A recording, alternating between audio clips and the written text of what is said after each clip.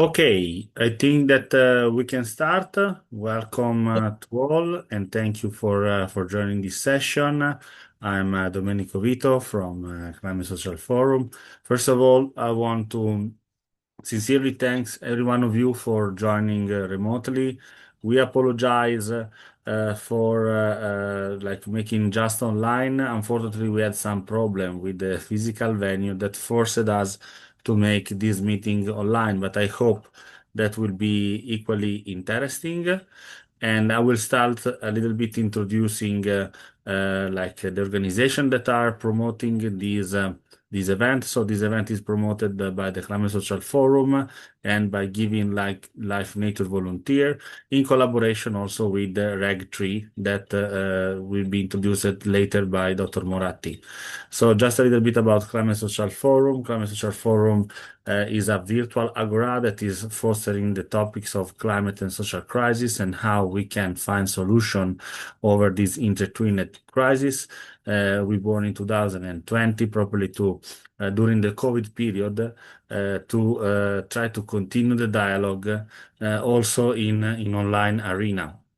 We are collaborating with different NGOs and institutions. We are part also of the UNEP Forum for Stockholm Plus 50, and our goal is probably to foster dialogue like the one of today that in a way connect and try to find possible way out of the intertwined crisis that we are facing. Together with me to moderate this session, there is Eric from Giving Like Nature Volunteer, and I give the floor to Eric to introduce the organization and also himself. Eric, the floor is yours for introducing yourself. Okay, thank you very much for this session, Domenico. I'm glad that we are all present here. In fact, this week was so hot in England, and many of the organizations have to cancel their in-person meeting and do it online as we are doing right now. So, I am the executive director for Giving Life Nature Volunteer. The organization is registered, and I have registered and located in Ghana, Accra. We've been doing this work over 15 years now, and we are working on climate change, biodiversity, and also we are working on so many projects that is ongoing now. So this meeting is another way of us to come together to discuss the biodiversity loss that Ghana is experiencing now through our mining sectors and so many things going on in Ghana at the moment. So this I will end here so that other participants can also introduce themselves. Thank you very much. Thank you very much, Eric, and thank you very much for your collaboration. We are collaborating with Giving Live Nature Volunteer now since a long time, and it's always a pleasure and honor to have Eric and Giving Live Nature with us. So I will introduce a little bit the session. Basically, the session, as you can imagine from the title, regards biodiversity, but especially how biodiversity can be like a project and how can this project be financed by new ways of financial streaming.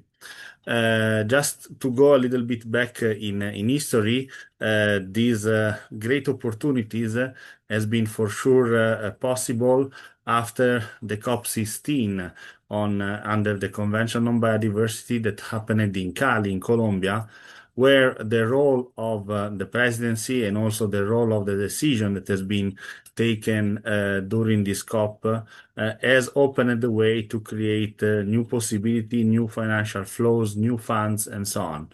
Properly to start this session, we are going to properly share an interview with Susanna Mohammad. Susanna Mohammad was the president of the COP16 in Cali, and then the second part has been also been in Rome. That was like the former Ministry of Environment of Colombia. That make like quite great steps towards the opening of financial stream to protect biodiversity. The discussion is probably how to make the protection of biodiversity also economically interesting, economically feasible, and then to like open a virtuous cycle that can lead how to have projects that are like protecting biodiversity and creating also jobs on protecting biodiversity.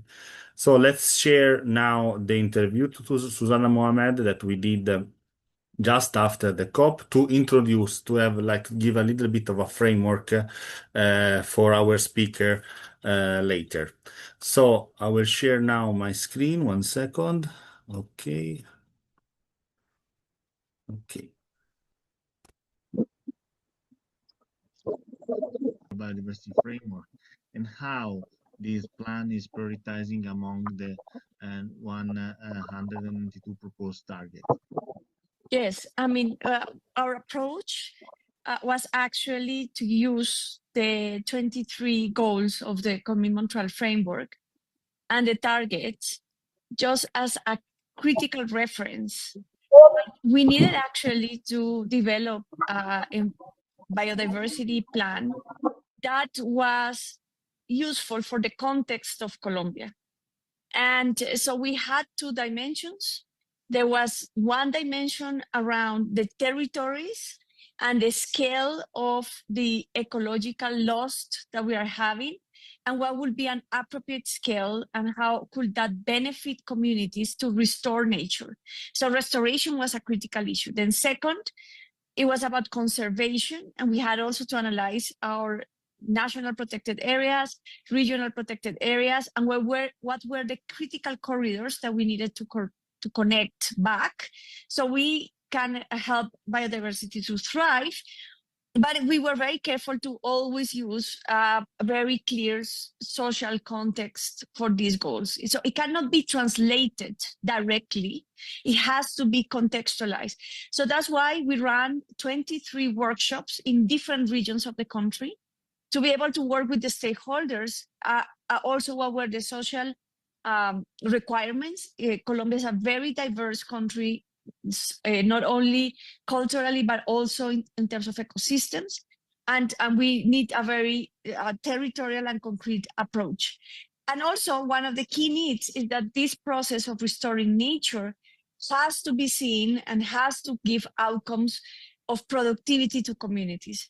We have to show that it's better to take care of nature because of the very strong, unequal social structure in Colombia. Basically, if I summarize it in a phrase, the plan has to show that it has social justice. Otherwise, it is just an environmental program without people. And as you remember, Cali COP16, one main goal was to be the People's COP, and we needed to also show that in the making of the plan. So at the end, we summarize the 23 goals in 5 critical areas of work and major macro goals that constitute our biodiversity plan. And we build it from the ground up using the Montreal framework as a reference, but actually building something that makes sense for the Colombian reality. Thank you very much, and thank you also for going deep to this community approach that I think that it's a great innovation from this framework. And you called that was important also to connect with the local context. And given the fact that COP16 took place in the first instance in Cali, how this we can say summit in a way influenced also Colombia's environmental diplomacy, but in general the environmental diplomacy. I think the most important outcome of COP16, and is a responsibility that we need to work on to sustain that effort, was the awareness and the bringing biodiversity at the center of the national conversation. And this didn't happen before in the country. It was unprecedented. By bringing COP16 to Colombia and to Cali, we had all sectors of society. We made real this motive of the coming Montreal framework, that we need to mobilize all government and whole of society. So we had the private sector, the financial sector, industry, territories, regions, communities, ethnicities, young people, women, very much connected, and from their context of why it was so substantial for a country like Colombia to develop an approach in economic and land planning terms that incorporates biodiversity at the core. So I think that it has become the most important environmental education campaign in the history of the country. It has become, we were able to bring biodiversity at the center of the national discussion, and we hope we planted a seed so that it became also part of our national identity. That biodiversity is part of who we are as well as people, and that we need to take care of that, because it means that we're taking care of ourselves. This was basically the main message, and I think it was very well conveyed. It brought everybody together about something beyond political differences, beyond regions, beyond. Also, that was a very. We did this on purpose, like social class divide, also that everybody could feel included and could participate in the process. Thank you very much. And you say also that in your effort was to make the protection of environment convenient, no? And one of the innovation that also follow up into the session in Rome is to put finance, no? And one of the central concern of COP16 was properly financing biodiversity protection.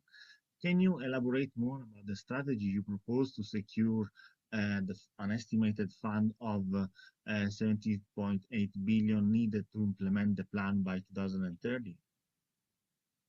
Yes, we. I mean, the financial struggle, the financial issue, has deeper roots that made that discussion, that political discussion, very important. Because when you get to the financial issue, you get into the political inequalities that we have now in environmental matters globally. For example, countries that have the biodiversity that sustain life for everybody do not necessarily get what they need to protect that. But at the same time, we were in a framework that reproduced the financial logic of 40 years ago. And the world has changed. And that's why the financial discussion was so difficult. What was the paradigm 40 years ago? It was more a paradigm of development, where rich countries needed to compensate poor countries so that they have the opportunity to develop through international cooperation. And funds like the Global Environmental Facility were created with that logic. But the world has changed, not only because developing countries have reached certain levels of development, but also because they now have many of them have the biodiversity that everybody needs for sustaining life on Earth.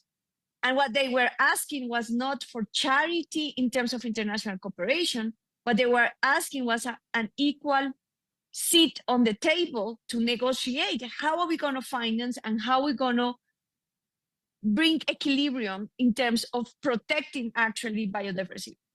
And developed countries also have a struggle because they didn't want to,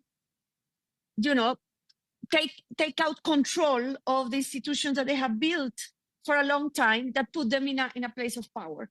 And so that was a deeper discussion, but that was, on the surface, it looked like we were discussing how to finance biodiversity. But deeper, we were discussing about how to create a more equal system that brings everybody together on the same footing on the table to solve the question, how are we going to protect biodiversity?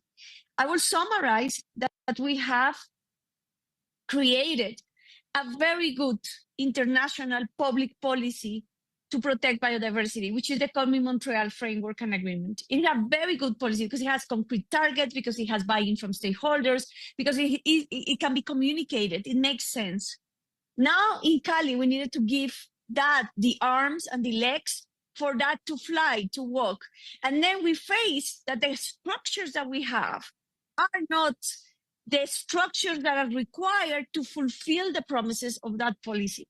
And that was the discussion in Cali, and that was the discussion that continued in Rome. So what the convention created was a roadmap to work on those new institutions, on that new architecture that can, after 2030, be operational in a new logic and a new dynamic that actually fulfills that very good policy.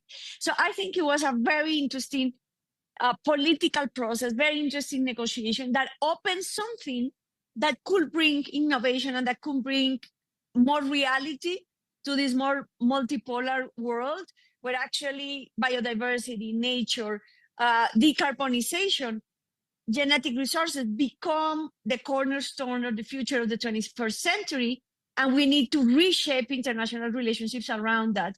And I think the Biodiversity Convention, the biodiversity agreements have opened a door to work on that discussion. And I think the influence of Cali, of stakeholders, of Colombia's leadership. You asked before, how was Colombia leadership's, diplomatically being recognized, and it's been recognized because it was able to help the world start moving forward from biodiversity in opening new opportunities of how globally we can get multilateral agreements that are in tune with the current geopolitical situation.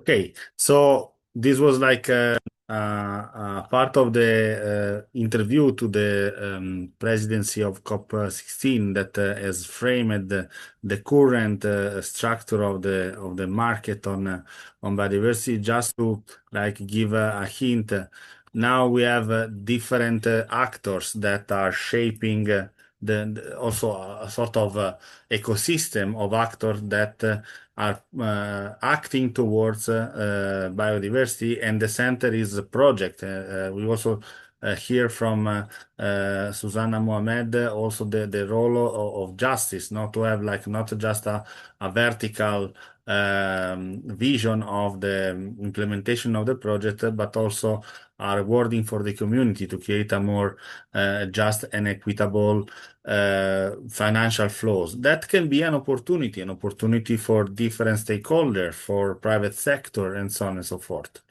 And properly saying that, I want to give the floor to the first speaker of the session of today, that is Dr. Giovanni Moratti from Reg3.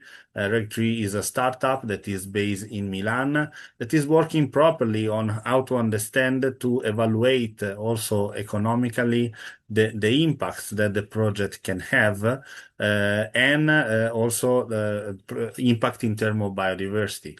So I extremely thanks Dr. Moratti for joining us, and I'll give him the floor to introduce himself, the company, and also the concept behind the company for managing these biodiversity impacts. Thank you, Domenico. Domenico and I are collaborating also through Reg3 to make this possible. So I don't want to be long and trying to be as concise as possible, but to understand why our activities ended up to systematically exploit and consume the capacities of ecosystem and biodiversity, we have to, in my opinion, go back to what we conceive as the goal of our economics activities and the definition of economics. So go back to Pareto at the end. Economy has to do with allocating efficiently scarce resources for the maximization of collective wealth. So the real matter here is what we conceive as resources and what we conceive as wealth. And it all goes back to that.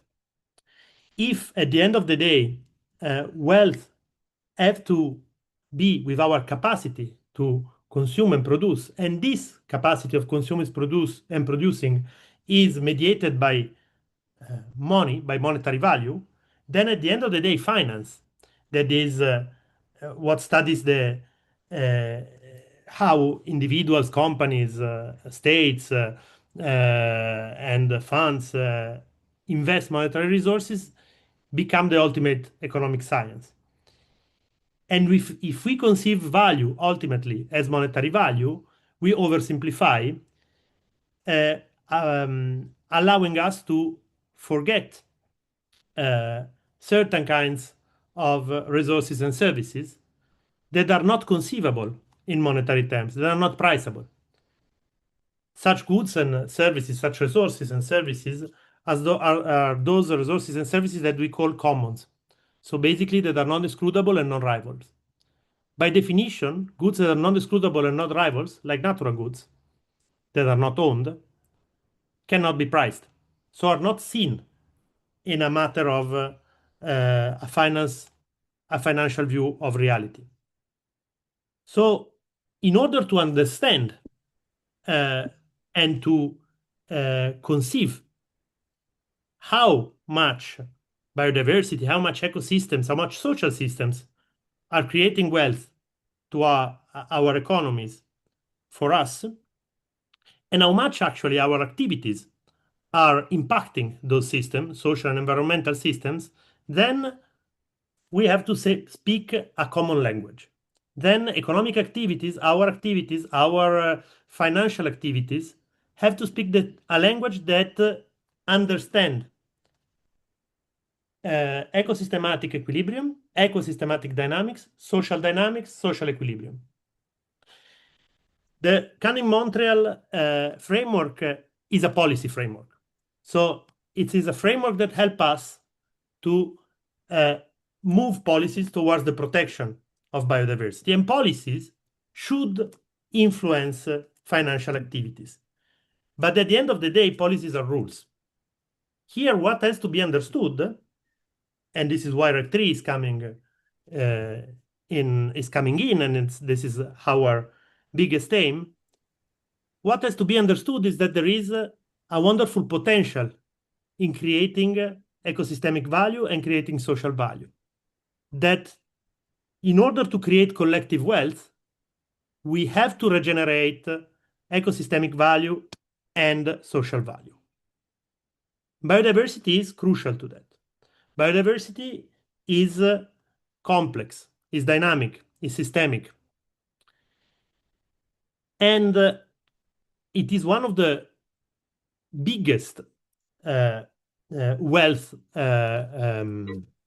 creator for our economics. Still, it is for the most invisible. So what is needed mostly now is to use these frameworks in order to make financial activities understand these opportunities. And this is where Rec 3 is coming to the table. We use data coming from natural sciences, coming from social sciences, because we have a systemic approach that move from the idea that the big opportunity lies in regenerating social and environmental systems to understand social and environmental demands in territorial contexts through existing frameworks like the Cannes-Montreal for biodiversity, and to understand this demand as something where human activities, investments can create value. This is a new economy. It's an economy that instead of consuming the ecosystem, consuming the social systems to extract financial value, to extract monetary value, create value out of the needs of those systems, and enforce those systems while creating value. It is a regenerative economy. But in order for a regenerative economy to happen, we need a different economic language. We need a different economic worldview. This is obviously helped by policy, because policies create the rules. And obviously, rules push the economy. But on the other side, we have to make it more convenient. So we have to create the right framework to make these kind of investments, these kind of opportunities understandable for public funds, private funds, investors, enterprises, so that these kind of activities become more convenient in a general sense. And this is what we're trying to do. We're trying to do that through data. So an immense amount of data, and we are analyzing those data through innovative frameworks that use existing frameworks, but read those frameworks in this way.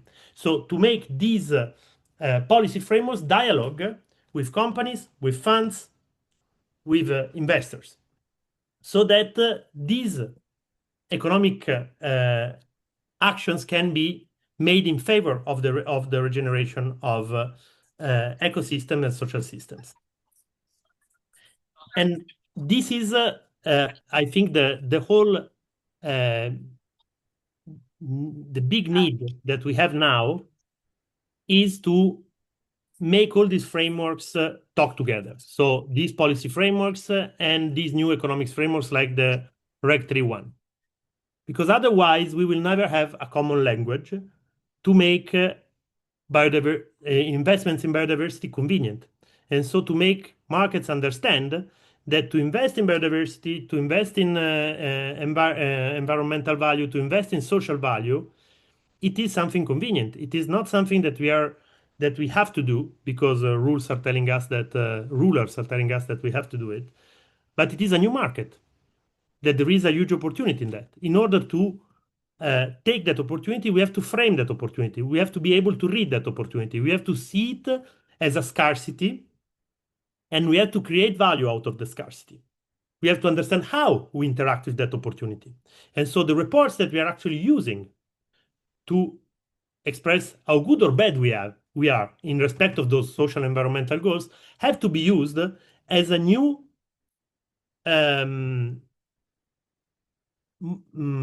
value language in order to make this possible. And that is what we're trying to do. It is a long way. We are already having some cases and it is actually working. So it is something that can happen. The fact is that we need a collective effort to go there, and we need a collective effort that doesn't lie only in policy making. It has to lie also in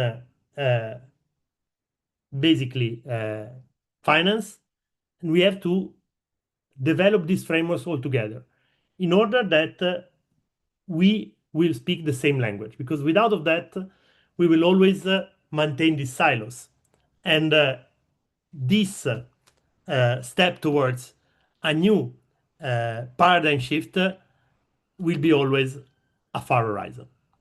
I think that this is basically what I. Thank you, Dr. Moratti, for presenting the work of Rec 3 and also your activity. Just stay 1 second with us, Dr. Moratti, because we have an interaction from the chat that I think is very interesting.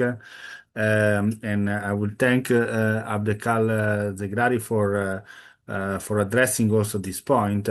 Abdekal is saying there is a big shift now in the approach. There is no more climate issue or biodiversity issue. It's not just about energy, forest, ocean, or about economics. There are no more silos, maybe I will add. Inequality gender is a system with its complexity.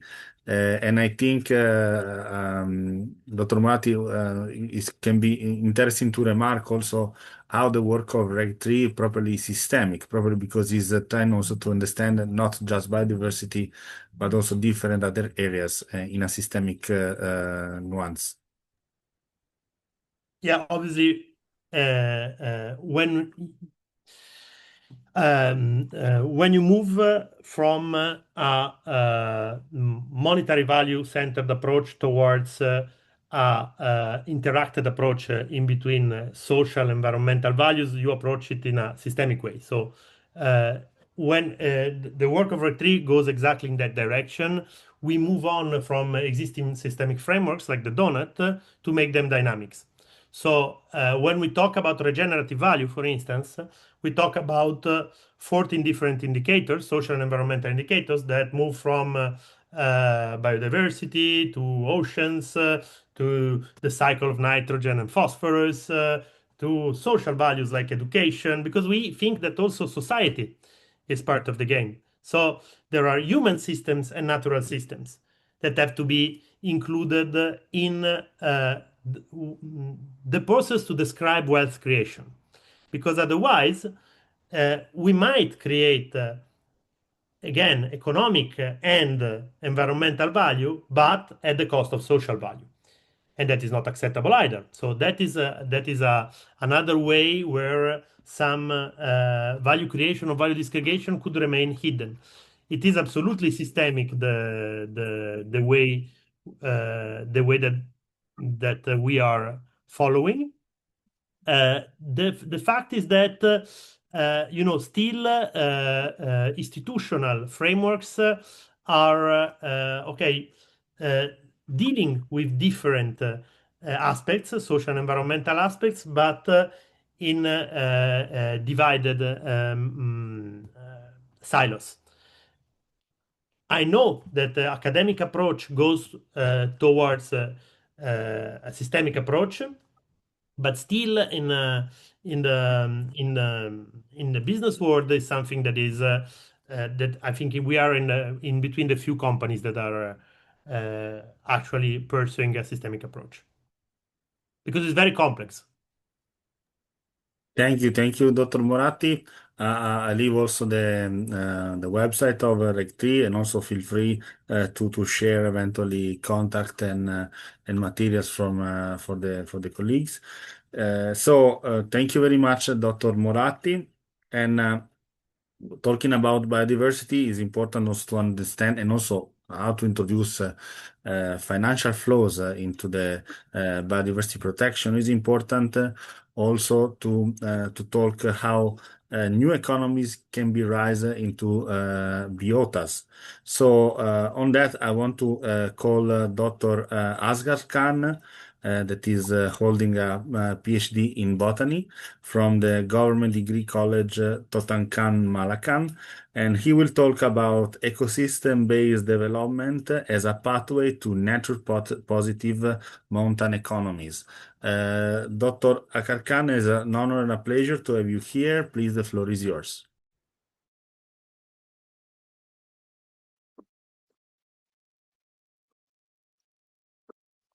I think we cannot hear your voice. Maybe you have to unmute.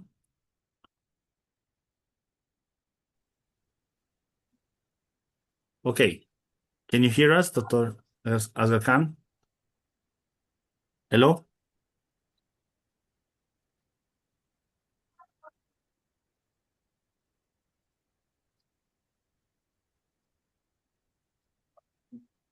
Dr. Khan, can you hear us?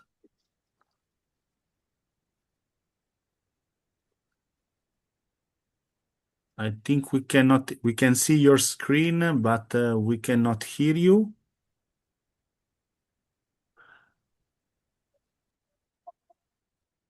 Hello? Yeah, now it's clear? Yes, now yes. Thank you very much for joining. The Okay. floor is yours. I removed the microphone. Okay, no worries. Thank you very much for joining. Hello, everyone. Please, the floor is yours.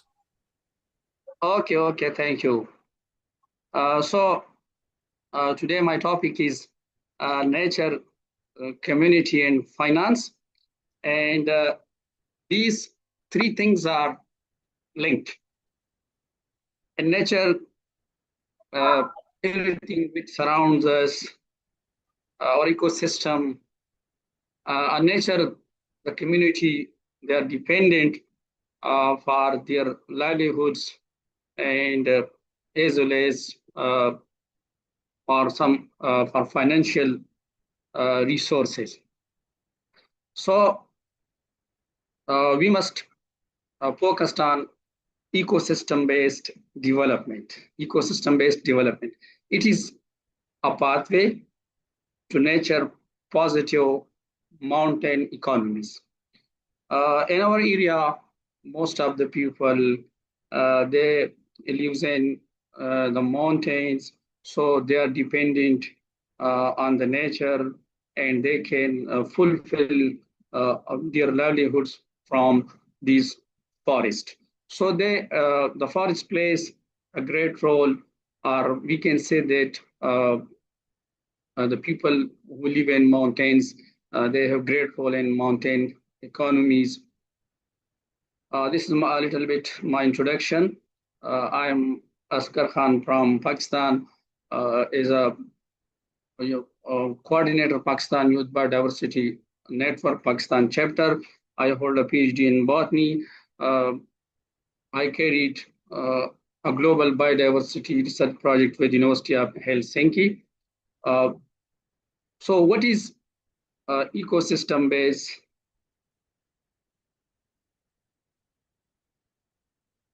development?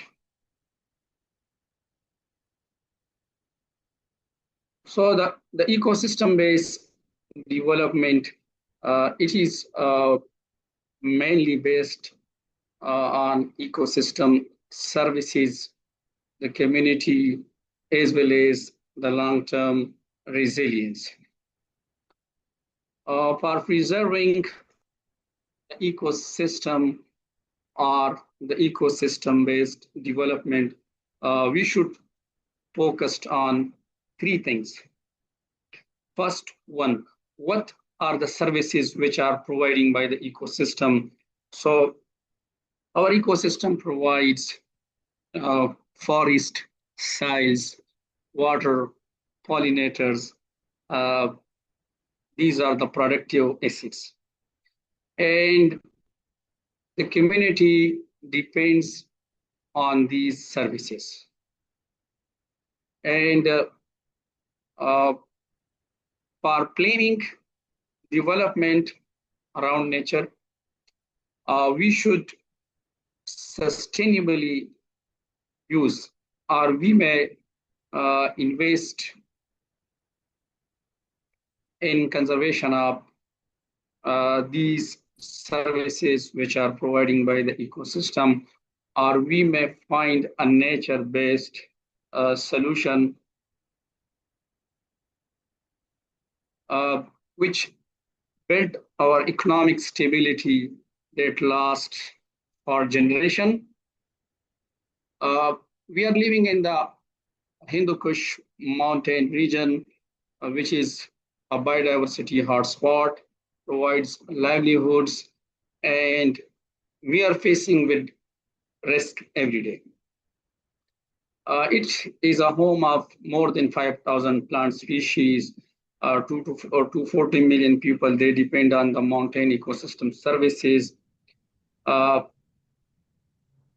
We lost 240 million USD annually in deforestation. Rural livelihood directly linked to these nature, and the threats which we are focused is deforestation, which reduces water availability, soil stability. Recently, the climate change shift, growing season, it reduces the crop yields, as well as it vanished whole villages from the surface due to heavy rains, thunderstorms. The other threats we are facing is the contamination, food contamination through heavy metals. One of the most is the biodiversity loss, natural pest control, and pollinators, mostly the pollinators which play a great role in pollination and crop yields. Here I am presenting one or two case studies, the secret landscapes, which present is pollinator refugia. In graveyard, here's mostly the people, they place honeybees, which provide a rearing site, and these ecosystem, they need no cost to conserve, and the people, uh, they can generate income with zero conservation cost. They increases their revenue, and if we invest on conservation of these sacred places like graveyards, which is a big area, and which have uh, great values in our religion. So these are the sites, these are unverifiable biodiversity refugia. And if these were included in the policy replication through mapping, protecting cultural green spaces, it costs less than any engineered ecosystem services.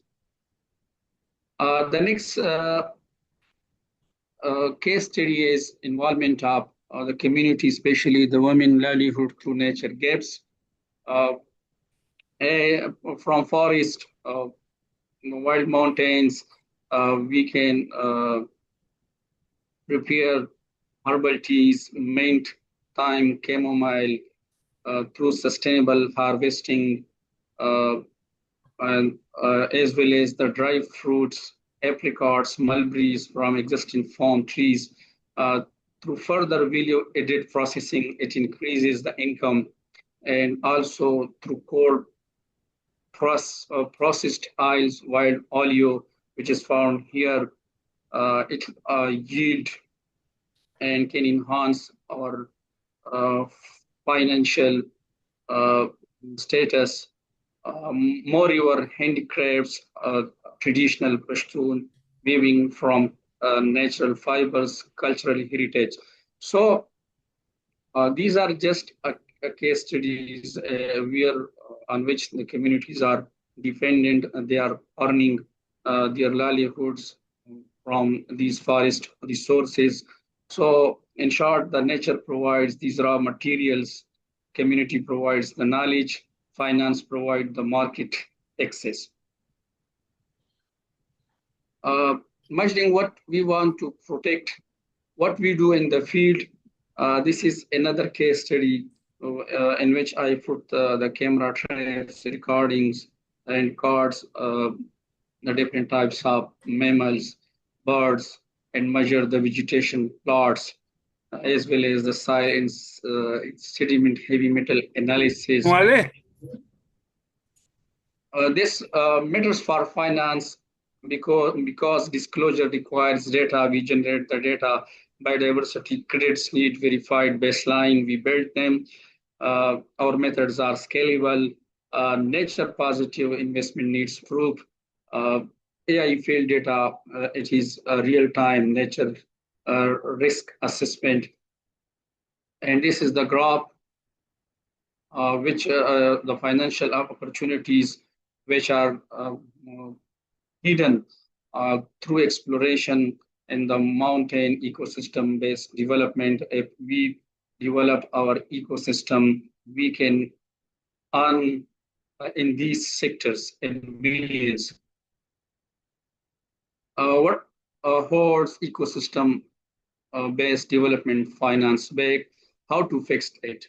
What are the barriers? The barriers are there is no standard metrics for nature assets in mountain region. Community lack access to financial institution in markets. Biodiversity credit markets are nascent and unregulated. Short investment horizon versus long ecological time scales. Cultural knowledge not recognized as economic asset. So solution is the we should monitor to create standardized global data set, blended finance and digital market access tools bridge this gap. TNFD and GBF are creating the governance frameworks now. Patent capital instrument like green bonds, impact funds align better. Community co-management models value as well as the indigenous knowledge formally. The financial institution can do to integrate nature risk and portfolio. finance community national resource management projects. They should invest in biodiversity data infrastructure and design nature positive financial products. They should partner with research and communities. They support youth and knowledge transfer. Why mountain voices must be in this room? The mountain of Pakistan, not a problem to be solved. They are a solution waiting to be financed. Biodiversity is concentrated here. Communities are already managing nature. Global finance needs local data. My recommendations for action is to the investor to map nature dependency in mountain supply chain, pilot biodiversity credit purchase in South Asia, fund women-led natural resource management enterprise with patient capital, to policy recognize sacred landscapes in biodiversity counting, to create simplified finance pathways for community projects, and to integrate ecosystem-based development into national adaptation plans. For researchers, my recommendation are to publish monitoring data to open biodiversity databases, to collaborate with financial institutions on valuation models, and to support indigenous and local knowledge documentation. Together, turn community wisdom into investable nature positive outcomes. Nature is not just a risk to manage, it is the greatest investment opportunity of our time. Thank you all for your patience. Thank you very much, Dr. Agas Khan. It was impressive. Also, I very like the last slides on the connection between policymaker, investor, and the community, because that's actually what where there are the new possibilities, no, into the like synergic. Building of ecosystem that in a way can exchange value, monetary value in terms of course of financial flows, but especially ecosystem value. So thank you, Asghar Khan. If you can see also the contact for eventually collaborate with Dr. Asghar Khan.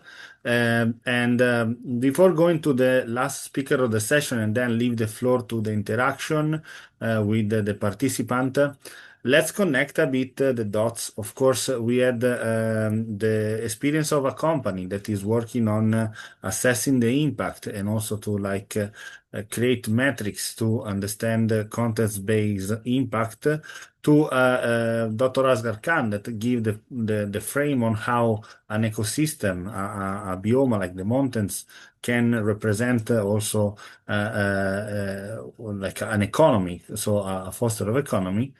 And just 1 second that I ask to, okay, stop the presentation. Okay, I will share my screen. We talked also when we were listening to Susanna Mohamed about the system of biodiversity crediting. But what is a biodiversity credit? It's a certificate that measures the evidence-based unit of positive impact or outcome over an ecosystemic action towards the protection of biodiversity. Here you can see a general formula of what is a biodiversity credit. Of course, you have to have an outcome of activity over a certain area for a certain period. This market, the one of biodiversity credit, is becoming very, very interesting and of increasing growing interest and amount. And the concept, as Dr. Moratti was saying, is properly to work in economical, we can say, feasibility and economical, we can say, attractiveness on the project of biodiversity. These are a little bit estimation that are given to the new market of the biodiversity crediting. But of course, it's important to have, first of all, some criteria to assess good biodiversity credits, because we know that when we open markets like these, we have also experience with with the carbon markets, there are some criteria that we have to face and also some challenges. Okay. So why the biodiversity credits? Because of course we can invest, we can include private finance into project of natural protection. We can scale, we can also increase the speed on the transformation. Let's remember that the biodiversity crisis is one of the concurrent crises that we have standing to the global environmental outlook that is framing this idea of polycrisis. So we are, as we were telling before, in a systemic vision. We have climate change, biodiversity loss, soil erosion, and pollution. These are acting all together and are acting at a huge speed. And to increase the speed is important also to include private finance. And properly, we can have a systemic change. So this is a little bit the market map that this market map has been done by Bloom Labs that is properly designed the ecosystem that is now going to be created around these biodiversity credits. There are new actors that are going into the scenes, the crediting agencies, the project developer, but as well the indigenous communities, as we were talking before, that are part of are not just, we can say, target of donning, but are active part of the system of the revenue stream. This can create possibly also more justice in terms of financial flows. And this scheme is basically rendering how a biodiversity credit can be enlarged, basically. We have project developer. Of course, there is an auditor that is assessing the impact with measurable instrument. And then we have like the issuance of credits, and the credits can be bought by several actors in the market, maybe through a market facilitator, and this can help, in a way to finance project. Okay, and that's a very good opportunity, especially for that areas where the financial flows are not ensured. Okay, and I will talk about vulnerable areas and so on. These are the results that I'm showing are part of a paper from Professor Edoardo Croci of the University Bocconi of Milan that has, in a way, scanned and estimated 15 different biodiversity credit schemes. By understanding, for example, how they are framed, how they use, for example, index or indicator for assessing the complexity of the impact, because we have the issue of the complexity of the impact, how to evaluate an impact in terms of biodiversity. If the crediting scheme is acting just on the species or on the species and on the habitat and on their relation, because that's also important to assess the impact on the ecosystem. And here are the different current biodiversity schemes that nowadays are approved, and so that can issue biodiversity credits. And the paper also analyzed the different features of these biodiversity schemes. Lot of the projects that are issuing biodiversity credits are working on restoration and preservation. There is also a certain amount of time length of the project. Okay, of course, in terms of biodiversity, it's important to have long-term project rather than short-term. And in fact, most of the credits that are issued, at least from this biodiversity scheme, are properly represent long-term project. There are some, as I say, some features that are important to consider when we talk about biodiversity credits and projects that can render into biodiversity crediting and then in financial flows. The additionality, we have, of course, to assess that the impact that is done by the project is additional to the one that already the ecosystem have or the current plants are already having, okay? Because even though we are not selling something that it's real, the permanence is important to have like these long-term effects that need to be assessed. And of course, the non-leakage. Basically, we have not to lose value when we like assess and measure the impact, because even though, of course, the credit cannot be exchanged and so on. So, as I said, there are different challenges into the new, you can say, ecosystem of biodiversity creating that are still open, and maybe this is also the role of this event to have like an open discussion, a common discussion of an opening market that has a lot of potential, but also a lot of challenges. The standardization of the market, but also on the metrics, the risk to become a distraction, the land grabbing, because it's important always, and here I want to underline several times that the market approach cannot become a leverage for a different type of exploitation. The biodiversity markets and the biodiversity creating markets are becoming interesting if they are helping and accelerating the nature protection, but these need to be done in respecting the just transition and the just principle for example, land ownership and also we can say community, human rights and community rights respect.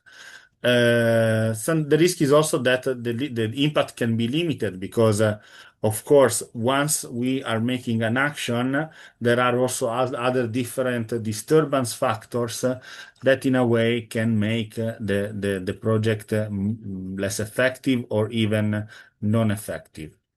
Anyway, there are different, you can say now trends on the market of biodiversity. That is the localization. Of course, more local projects are helping to have more understanding of the dynamic that the project is having on the biodiversity. The presence of voluntary and compliance market. The interaction with the carbon credit in marketing. This is something that, of course, is important to assess. And for example, we had the example of the Reg 3 framework that having an holistic approach and a systemic approach is considering not only one dimension of the impact, but also other dimension of the impact that can interact, but of course need to be recognized also as different. Okay. And as we said, all the problem of nature accounting. And here I will add also all the problem of systemics, sorry, the service or the ecosystem services that we need to recognize in natural system, okay?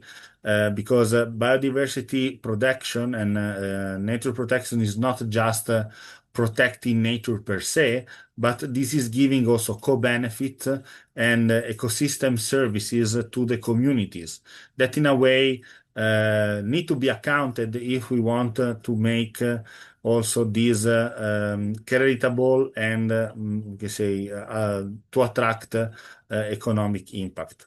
So this just to frame and also give the floor to our last speaker, that is Dennis Odero from Mastercard Foundation.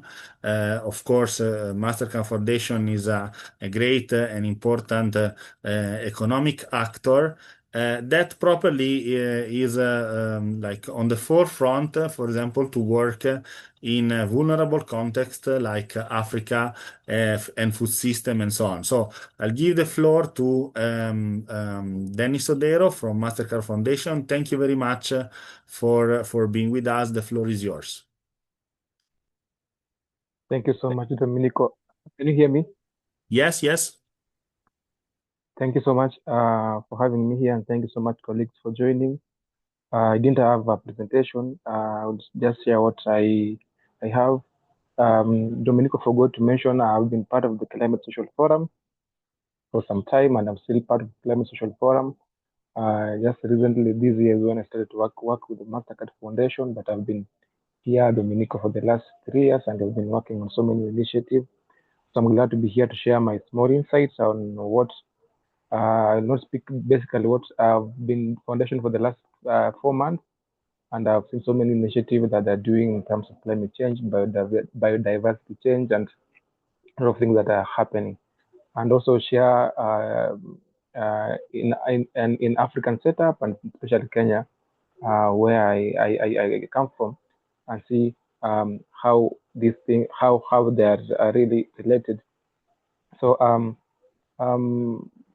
when you're talking about the biodiversity and in the African context, I think one key message for me is when you have the healthy ecosystems, then healthy ecosystems support healthy economies, and that has been very key, especially in African setups, where the continent is very much vulnerable in terms of biodiversity loss and climate change. So African host one of the wildest biodiversity. A lot of nature is surrounded. You go around Africa, you see so there are a lot of nature that has not yet explored. And the key sectors in this context, we talk about agriculture, tourism, fisheries, forestry, and water resources. And I think they really represent what African economies really depend on. For example, Kenya in this aspect, the agriculture sector alone contributes to 18-25% of total GDP. So this alone creates employment, creates work, and creates a lot of systems that help a country and even the continent to work. So banks really believe the development partners and banks have a critical role in financing sustainable development. For example, the foundation has a blueprint making called the Young Africa Work that is geared towards creating 30 million jobs for the young people, especially the green entrepreneurship aspect. So by 2030, the foundation plans to have created 30 million jobs for the young people in Africa, and also having a longer vision than 2030. So and why this really matters for continent Africa and so many countries, because major biodiversity threats include deforestation that's happening, land degradation, water pollution, wildlife loss, and also climate change, which is really having an impact, because currently you find some areas that used to have 2 sessions of planting are now having 1, which is so really unpredictable as well. And so affected sectors that I've mentioned before is agriculture, tourism, energy, fisheries, just to mention a few that are currently being affected. And why biodiversity and financing opportunities, just like previous speakers have spoken, that growing markets in this aspect include grid bonds that the youth and even the farmers and also people need to tap in. Sustainability linked loans. Give an example in Kenya where they're building a green bank initiative, and also carbon markets that's happening all over, and then blue bonds. The financial institutions in Kenya are really going that, because even currently when they're giving out loans, they don't really depend on the previous ordinary requirements, but they're going that direction, because the future of growth is based still in biodiversity, and especially in sectors that are key in the growth of the economy. So financial institutions can become leaders in nature finance, and that is key for me, because if they take a lead, and it's going to be very easy. Innovation is going to be playing a key role, especially in the wave of artificial intelligence. The youth are using this to create a blockchain ecosystem for credits. There are so many innovations that are undergoing currently, and this helps to reduce environmental risks across different sectors. So technology improves decision making and accountability. So we use technology in banking sector and creating the entire loop that makes it easy for people to get credit scores and all that, and then even the initiative that they're doing in the community to help maintain the biodiversity. So maybe the African success stories that currently are example. I've given example of Green Banking Initiative in Kenya. That the government is really pushing the financial institutions to be able to have a green bank where the young people and the farmers community, the farming community can go and get loans to be able to finance their cropping system and also to be able to take care of nature. And this one is really happening because I did mention that some of these sectors are very key for the growth of larger economies in the continent. So when government are doing this with the financial institution, that shows their commitment to helping to restore the landscape and also invest in community forest projects. These are part of the initiative that help to contain the biodiversity in this aspect. So my key recommendation, and I'll take some caution, is to integrate biodiversity into leading decisions.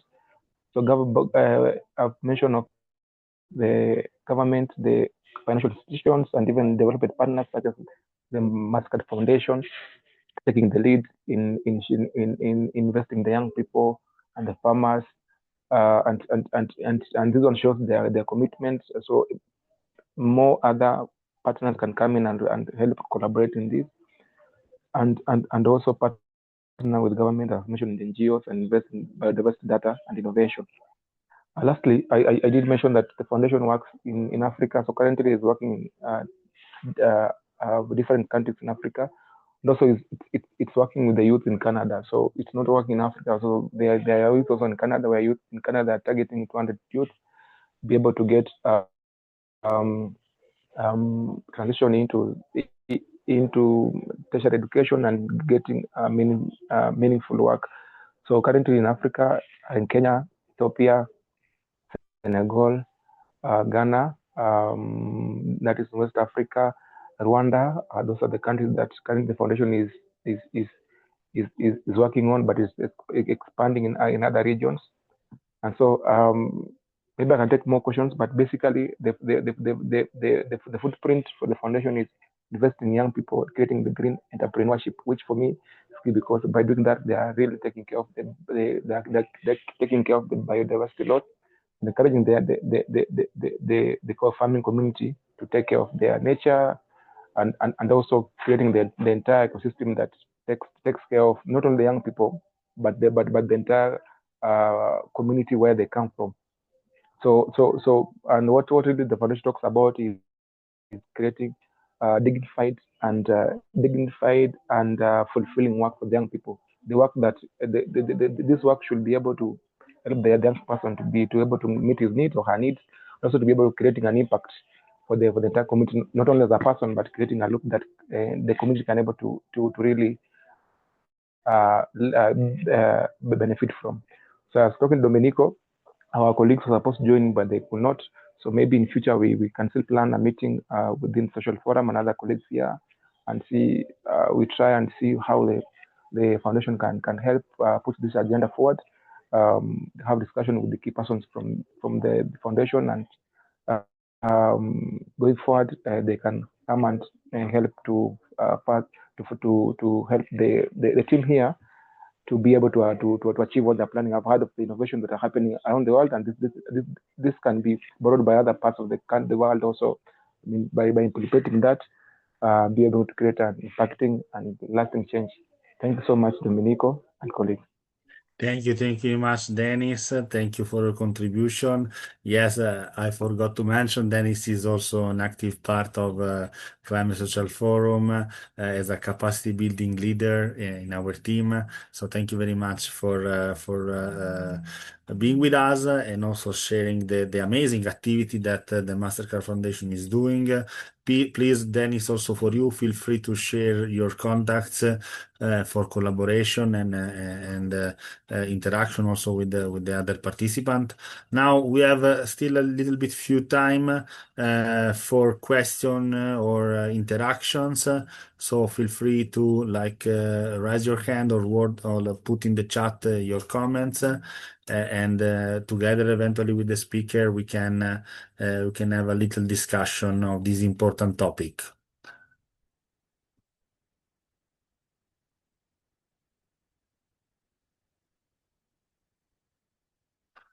I don't know if there are comments or also some remarks from the speakers that they want to add something on the discussion.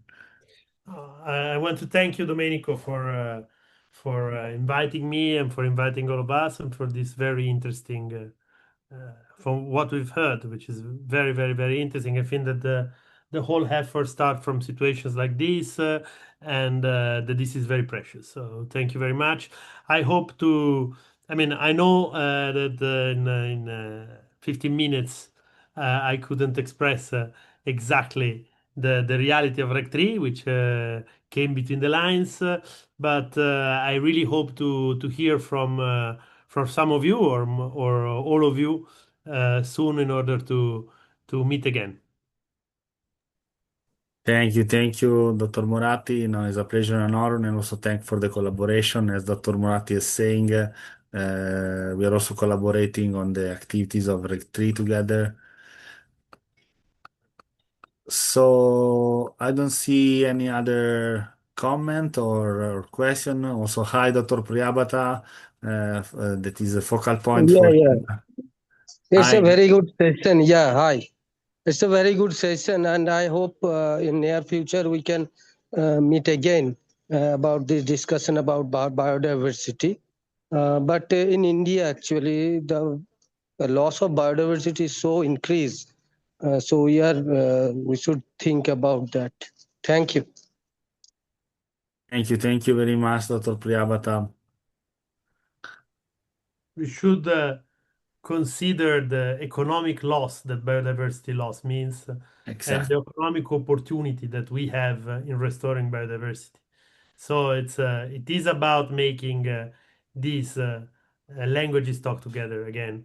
And I mean, India is an enormous example in this sense. It is an economy that is growing steadily and immensely, but on the other side is losing a lot of biodiversity value. And this is a price to pay, but it's a price that is unseen.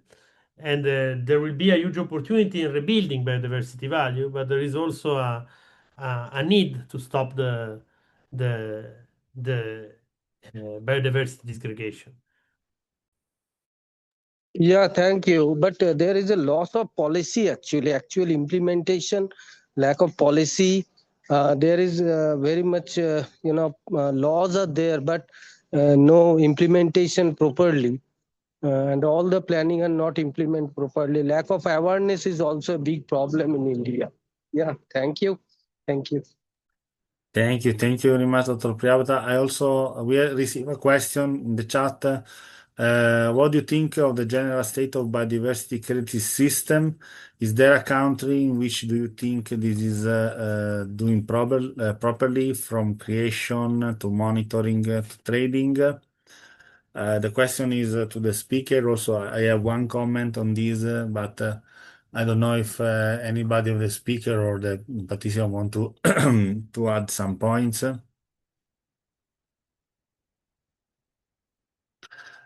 But Maybe, yeah, please, Dr. Matt, it please. depends by the stability of the policy actors.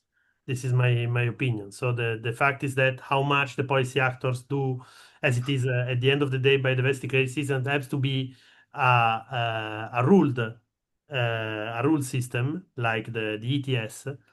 Otherwise, it goes back into the voluntary involuntary systems, which have other kind of logics. I think that this will depend a lot by how much the political system will be stable in time in supporting this kind of model.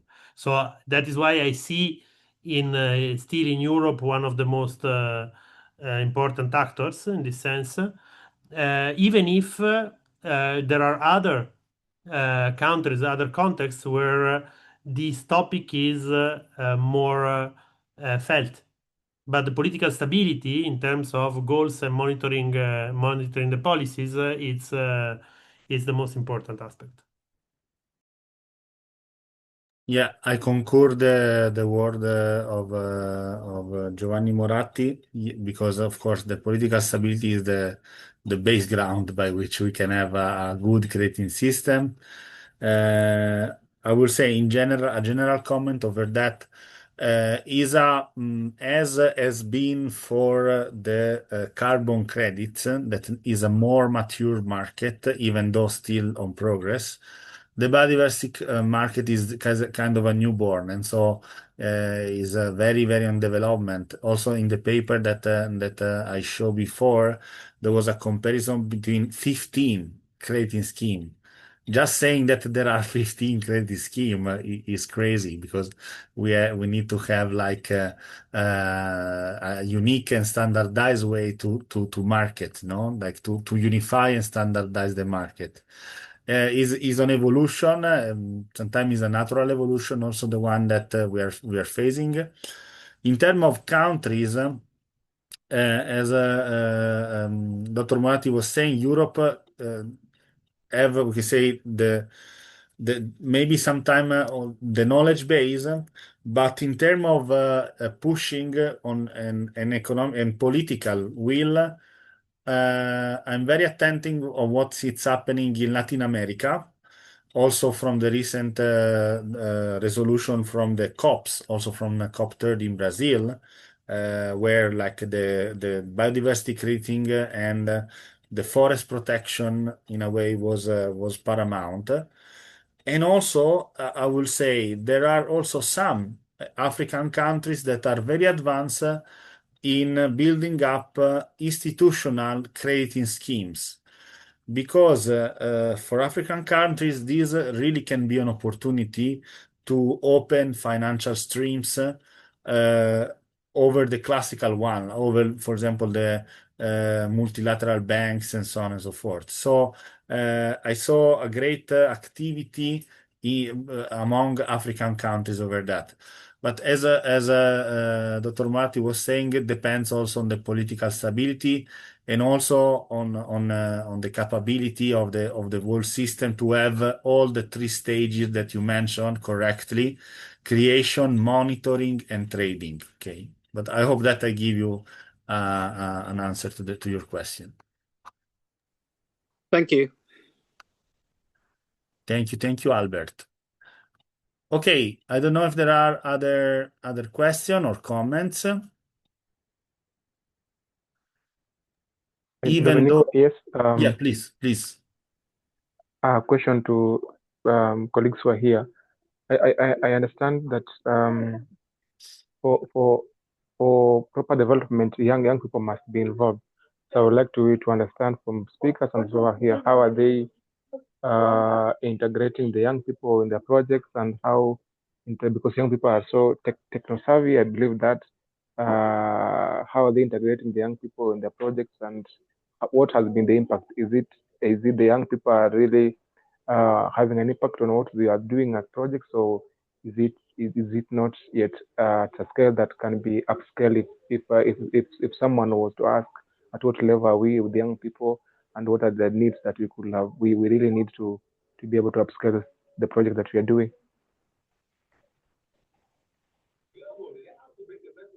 I don't know if there are any comments on that. Maybe I will add one comment. Actually, as far as I know, of course, I will respond over my knowledge.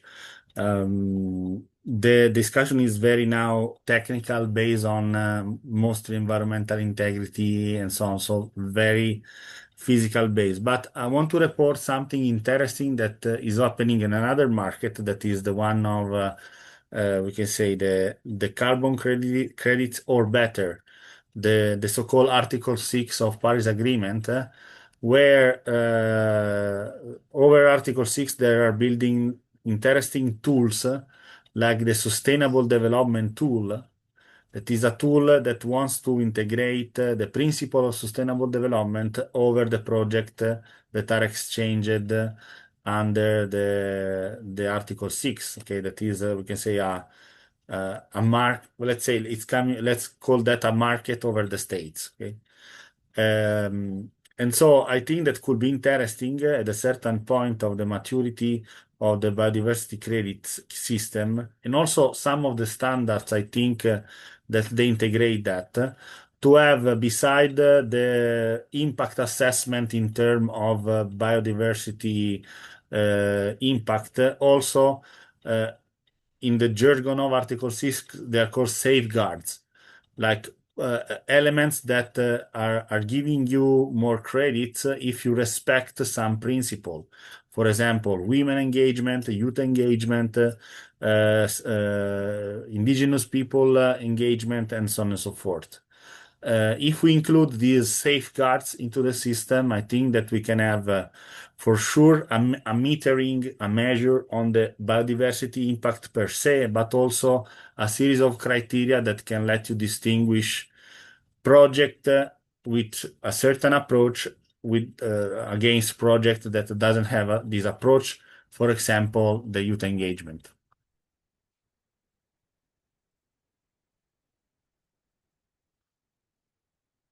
Okay, so if there are no other comments or questions, I will really want to thank, first of all the speakers for being with us and also sharing with us the time and also their expertise and knowledge. I want to thank Dr. Giovanni Moratti, Dr. Asghar Khan, and also Dennis Odero.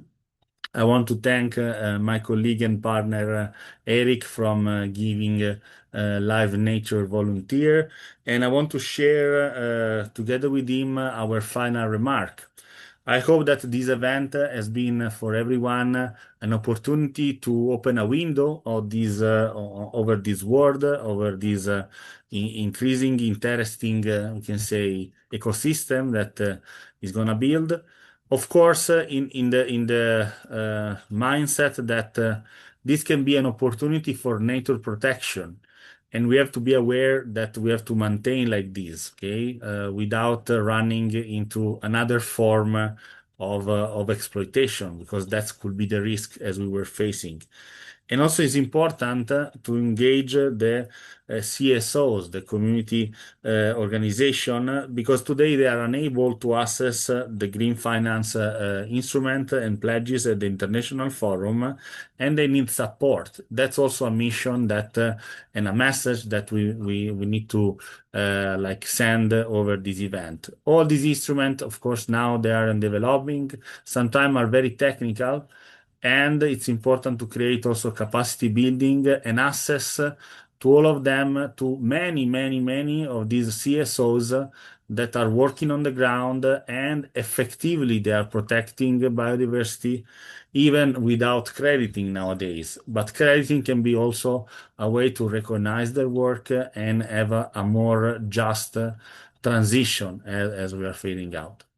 And so with this message, we really thank everyone for joining. Please, let's stay in touch. Let's continue to engage and share experience. We will share the recordings and the slides with all the participants. And of course, let's keep in touch for everything. And we will organize also other events as the Climate Social Forum, we will say, but also many other events that if you agree, if you will be pleased, we can share with all of you. Thank you very much, and thank you to any of the colleagues. Bye-bye. Thank you and bye-bye. Thank you very much. Thank you, Bye-bye. bye-bye. Thank you.